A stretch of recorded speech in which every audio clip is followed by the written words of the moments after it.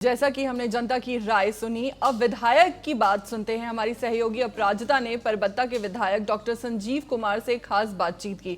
उन्होंने साफ कहा कि क्षेत्र का विकास ही उनके लिए जरूरी है। इसके लिए उन्होंने जो भी करना पड़ेगा वो करेंगे, कोई समझौता नहीं करेंगे। आइए विस्तार से सुनते हैं उन्होंने क्या कुछ कहा है।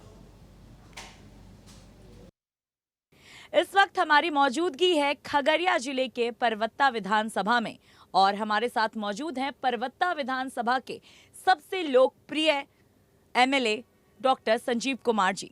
सर, आपका बहुत बहुत स्वागत है टीएनपी न्यूज़ में। धन्यवाद। सर, मेरा आपसे ये सवाल होगा कि अगर आपके क्षेत्र की बात होती है तो ये बाढ़ प्रभावित क्षेत्र माना जाता है। ऐसे में इन 5 सालों में ऐसे क्या काम किए गए जिससे जनता जो है खुद को सेफ महसूस कर सके? उनके लिए क्या मूलभूत सुविधाएं दी गई? देखिए, ये सच्चाई है कि हमारा क्षेत्र बाढ़ प्रभावित है। आज भी अभी भी के समय में हमारे बहुत सारे गांव में पानी है और जो खेती का ज़मीन वो डूबा हुआ है। तो ये तो मेजर समस्या है, सिर्फ हमारे क्षेत्र का नहीं, पूरे बिहार का। तो ये बड़ा दुर्भाग्यपूर्ण है कि 20 साल में हम लोग सरकार में हैं, एनडीए की सरकार है, मैं भी उसका अंग हूँ, और 20 साल में कोई भी बाढ़ को लेकर परमानेंट सॉल्यूशन नहीं किया गया। मैं ये बात माननीय मुख्यमंत्री से भी कहा।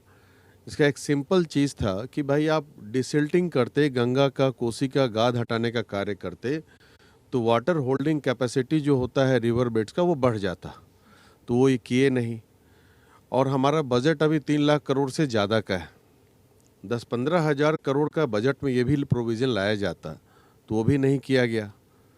तो बहुत दुर्भाग्यपूर्ण है ये, और जिसके कारण हर साल यहाँ पे बाढ़ में पब्लिक परेशान होता है। लेकिन चूँकि मैं लोकप्रिय इसलिए भी हूँ, ये मेरी जन्मभूमि है, हर सुख दुख में मैं इनके साथ रहता हूँ।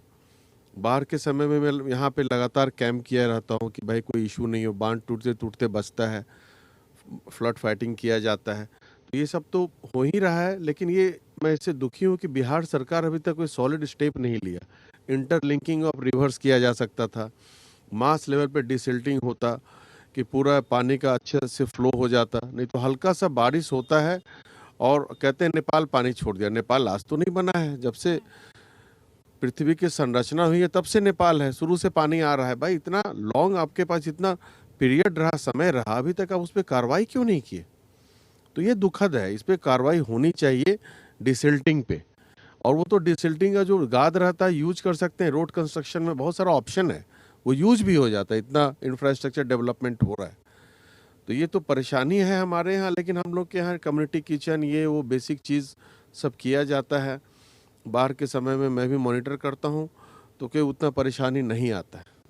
सड़कों की अगर बात की जाए तो नीतीश सरकार में ये कहा जाता है कि बिहार की स्थिति बहुत ज़्यादा सुधरी है, सड़कें बने हैं, पुल पुलिया बने हैं, लेकिन बावजूद इसके आपके खगड़िया और परबत्ता के बीच जब हम आते हैं तो वहाँ पे हमें सड़कें बहुत टूटी फूटी बदहाल हालत में नज़र आती है। इसका क्या कारण है सर?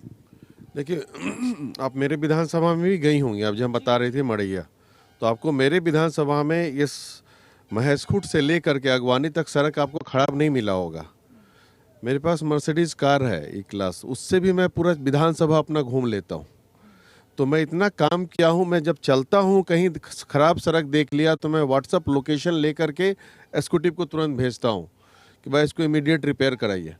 और मैं लगातार क्षेत्र में रहता हूँ। देखिए, राजनीति मेरा पैशन है, समाज सेवा मेरा पैशन है। बाय प्रोफेशन मैं डॉक्टर हूँ, तो भाई मेरा जो जुनून है समाज सेवा, उसी के लिए मैं चाहता हूँ कि मैं 100% दूँ कि तकलीफ़ जनता को नहीं आए। और खगड़िया से आप देखेंगे महेशखूट वाला जो पूर्णिया वाला स्ट्रेच है, ये भी 4 लेन का हो गया है, इसका टेंडर हो गया है, उस पर कार्य होगा। क्योंकि जब से वो हमारा ब्रिज बन गया है गंगा पे, जो आपको सिमरिया घाट में बना है 6 लेन, तो उसके बाद इस पे लोड बहुत बढ़ गया है और ये सड़क थोड़ा उस लायक नहीं है कि अब इसको थोड़ा चौड़ीकरण होना चाहिए। तो अब होगा, प्रोसेस में है, वो होगा। अगर बात करें सर, तो जब हम जनता के बीच जाते हैं तो वहाँ पर आप बहुत ज़्यादा हमें लोकप्रिय नज़र आते हैं। स्पेशली महिलाएं, जो हर क्षेत्र में अगर हम जाते हैं तो महिलाएं अपने विधायकों को पहचानने से इनकार कर देती हैं। मोदी और नीतीश जी की लहर सुनाई देती है, लेकिन आपके क्षेत्र में महिलाओं ने आपका नाम लिया और बोले विधायक जी अच्छे हैं, समस्या जानने आते हैं। लेकिन बावजूद इसके महिलाएं जो 10,000 की शिकायतें करती हुई नजर आई कि कुछ के खाते में आए हैं लेकिन हमारे खाते में नहीं आए हैं। क्या आश्वासन देना चाहेंगे वैसी महिलाओं को? देखिए, ये तो हमारे यहाँ लगभग देखा जाएगा तो महिलाएं 18 साल से ज़्यादा लगभग 5 करोड़ की आबादी है। तो अगर आप 75 लाख को दीजिएगा, दूसरा किस्त और 75 लाख को दीजिएगा, जब देना है तो सारे पूरे टोटल 5 करोड़ महिलाओं को दीजिए, 5.5 करोड़ को, नहीं तो ये अनइवन हो जाएगा। तो जीविका दीदी की बात की गई थी ना। भाई, तो जीविका दीदी के अलावा भी दीदियां हैं ना, सिर्फ जीविका दीदी तो है नहीं बिहार में, और महिलाएं हैं जो वंचित हैं, आप उनको भी दीजिए इसका लाभ और जुड़ेंगी। तो सिर्फ आप जीविका दीदी को दीजिएगा तो 1.25 करोड़ के लगभग हैं जीविका दीदी, बाकी 3.5 करोड़ का क्या होगा, 3.25 करोड़ का देना है तो सबको दीजिए। व्यवस्था ऐसा होना चाहिए कि रिजेंटमेंट नहीं हो और इक्वली सब में बटे। जो जब आप बांट रहे हैं भाई पैसा तो अच्छी बात है, लेकिन ये काम अभी क्यों हो रहा है इलेक्शन के समय? ये पहले होना चाहिए था। अब चुनाव के समय अब 10-10 हजार दे के क्या, ये गलत है। पहले होता तो उसका यूज भी कर सकती थी अभी तक में। ये लास्ट मोमेंट होना ये भी थोड़ा ठीक नहीं लग रहा है। क्या इंटेंशन है वो मुझे, मेरे समझ से बाहर है। हमें कहीं से जानकारी मिली है कि आप जो हैं अपनी पार्टी बदल सकते हैं।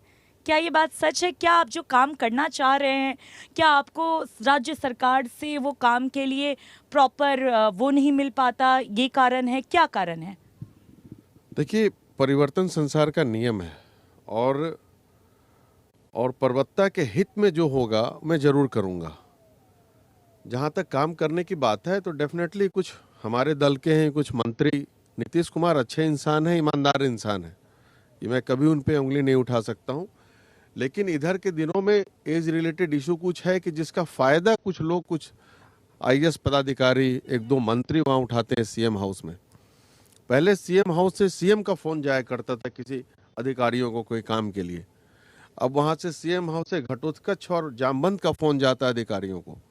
ये दुर्भाग्यपूर्ण है, ये मिसयूज किया जा रहा है सीएम हाउस का, और टारगेट करके इन लोग करते हैं कि भाई जो आप रबर स्टैंप विधायक को नहीं मान सकते हैं। हमारे दल में हुआ कि भाई रबर स्टैंप की तरह काम कीजिए, वो तो नहीं होगा। स्वाभिमान से समझौता मैं नहीं कर सकता हूं, और हमारा समाज का इतिहास रहा है कि स्वाभिमान के लिए, आन बान और शान के लिए अपना जान भी दे देते हैं। तो ये सब बहुत सारा इशू है, मुझे अवरोध किया गया। हमारे यहाँ देखिए अगवानी सुल्तानगंज पुल है, आप सुने होंगी कि 2 बार गिर गया। पहली बार गिरा और वो 11 साल से निर्माणाधीन है। मेरे पिताजी भी बहुत काम किए हैं, स्वर्गीय आर.एन. सिंह साहब यहाँ पे हमारे क्षेत्र में 5 बार रहे, ट्रांसपोर्ट मिनिस्टर भी रहे, 5 बार एमएलए रहे। तो उन्हीं के आग्रह पे माननीय मुख्यमंत्री नीतीश कुमार ने अगवानी सुल्तानगंज पुल दिया था। हमारे पूर्वजों का सपना था कि ये बने। 11 साल में 2-3 बार ये गिर चुका है, अभी तक नहीं बना है। तो ये डेफिनेटली जो भ्रष्टाचार में लिप्त आईएएस अधिकारी हैं, उनकी संलिप्तता के कारण ये पुल गिर रहा है। अब भ्रष्टाचार की भेंट चढ़ गया अगवानी सुल्तानगंज पुल। तो क्या हम ये मान के चले कि जो विपक्ष लगातार नीतीश कुमार पर निशाना साध रहा है कि नीतीश कुमार अब अचेत हो चुके हैं, उनके काबू में नहीं है उनके अफसर अधिकारी, ये बात सत्य है?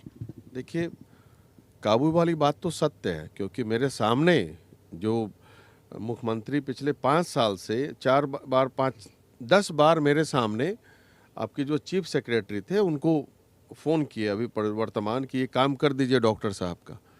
और जब तक वो रहे एसीएस, पथ निर्माण विभाग के, एक मामूली 15 करोड़ का पुल था, हर साल आश्रम से कटघड़ा भुड़िया जाने का हमारे यहाँ है, बनते बह गया था वो, आज तक वो नहीं बनाए। जैसे वो हटे, दूसरे एसीएस आए, मैं उनसे रिक्वेस्ट किया, वो बन गया, हमारा टेंडर भी हो गया, पुल का काम होगा। तो ऐसे ऐसे पदाधिकारी हैं।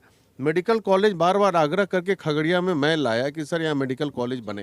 यहीं बगल में आप जहाँ इंटरव्यू ले रही हैं, बगल में यहाँ पे ही है, और ढाला पे 30 एकड़ जमीन भी अलॉटेड है।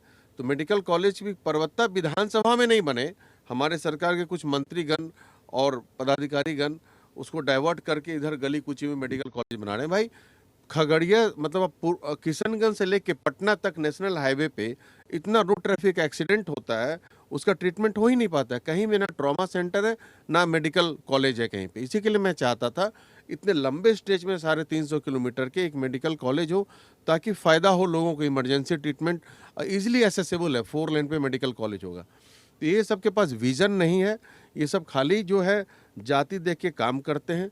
और इतना आप कहते हैं आप पलट सकते हैं, जा सकते हैं। अरे हमारे नीतीश कुमार जी कितना बार, 4 बार तो इधर उधर किए। तो जब विचारधारा का कुछ सिस्टम ही नहीं है तो हम पलट जाएं, तो इसमें कौन सा हम अपने क्षेत्र के लिए पलटे, हमको अच्छा काम नहीं हो रहा है, हम दूसरे दल में जाएं तो कौन सा अनहोनी होगा इसमें।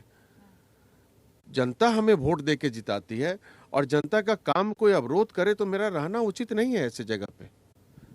आखिरी सवाल होगा सर आपसे कि क्या संदेश देना चाहेंगे, चुनाव का समय आ रहा है और पूरे बिहार में जो सियासी लहर चल पड़ी है, क्या संदेश देना चाहेंगे आप बिहार की जनता से, अपने परबत्ता की जनता से? परबत्ता की जनता को मैं कहना चाहता हूँ, तन समर्पित, मन समर्पित और यह जीवन समर्पित चाहता हूँ। परबत्ता की धरती तुझे कुछ और भी दूँ। और बिहार की जनता से मैं कहना चाहता हूँ, हो गई है पीर पर्वत से पिघलनी चाहिए, आज इस हिमालय से कोई गंगा निकलनी चाहिए। आज यह दीवार पर्दों की तरह हिलने लगी, सर थी ये बुनियाद हिलनी चाहिए। हर गली, हर सड़क, हर नगर से हाथ लहराते हुए हर लाश चलनी चाहिए। मेरा मकसद सिर्फ हंगामा खड़ा करना नहीं है, सारी कोशिश है ये सूरत बदलनी चाहिए। चलिए सर, आपका बहुत बहुत धन्यवाद, आप हमारे साथ जुड़े। तो अभी आपने डॉक्टर संजीव कुमार को सुना, जो परबत्ता विधानसभा के विधायक हैं और काफ़ी लोकप्रिय विधायक हैं। यहाँ की जनता इन्हें चाहती है, इनके काम को सराहती है और साथ ही आपने इनका एजेंडा भी सुना। इन्होंने साफ तौर पे कहा कि स्वाभिमान से कभी समझौता नहीं करेंगे और जो परबत्ता की जनता के हित में होगा उसके लिए ये कुछ भी करेंगे।